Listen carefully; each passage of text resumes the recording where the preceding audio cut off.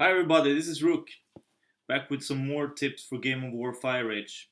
Today we're gonna talk about basic war strategy. Learn the basics. Uh, First of all, you need to know about troops and learn the rock, papers, and scissors game. Um, if you take a look at, for example, war elephants and stats, you can see this that war elephant is cavalry, and you can read strong versus ranged, and siege, and weak against infantry and defense. So if anyone has a lot of infantry, you should not attack with cavalry. But if they have ranged troops, you sure should use cavalry. Okay, uh, and the same if you look at another one. Let's see, we take marksman, which is ranged type, and these are strong against the infantry but weak against cavalry. And last one, we can take a look at immortals, which are infantry, and if you have paid attention, you should know that they're strong versus cavalry and weak versus ranged. These kind of rock, papers, and scissors game you really should know, because if you scout a guy and see that he has a lot of infantry, then you know, okay, I will go for range um, to make quick decisions. I won't go into all of them, but you should also know which ones are infantry and which one are cavalry. If you take a quick look, you can see that swordsmen are infantry, slingers are ranged, and outriders are cavalry, and so on all the way down, and also at strategic.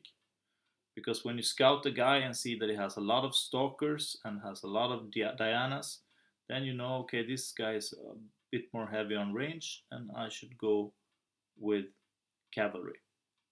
Okay, um, that's the first rule, to know all this.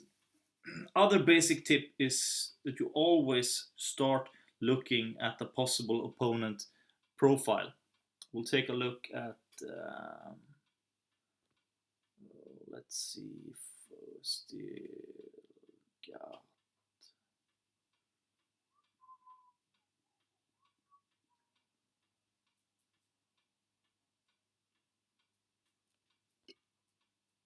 here we go.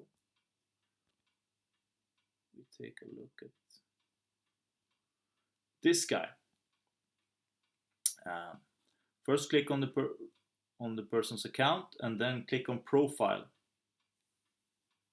And I always start to click on their hero to see what kind of equipment he got on. This guy's got research equipment on, but of course he has a shield now, so I can't attack him. But if he were unshielded, this would be a pretty easy guy to hit. You would get good result because he has research equipment on. If the guy looks like this, if the hero looks like this, is all black with the item, means the guy's been zeroed. So the hero is not no longer there, and you also don't.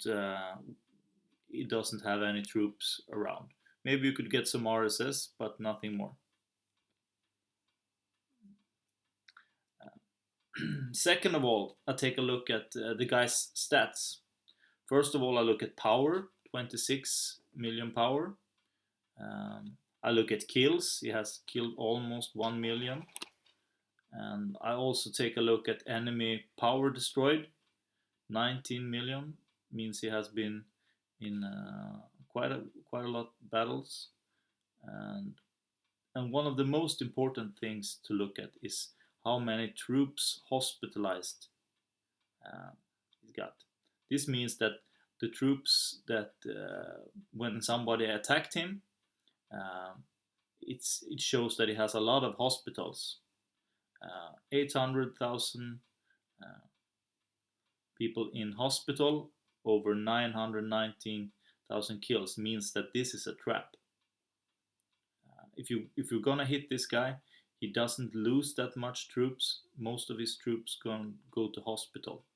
And if we should scout this guy, I could pretty much say that he will have a lot of tier 1 and tier 2.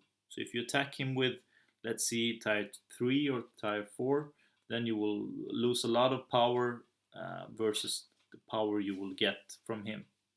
So it's a trap. Attacking this guy, you should mix in a lot of lower types if you're still gonna win. That is, of course. Looking at a people at an account profile, I think you could get a lot of things out of it. You can see how many battles he's been in to get a good view of uh, if he's a beginner or not, if he knows what he's doing, and also look at the kills. If he has more power destroyed than his own power, means he's pretty skilled.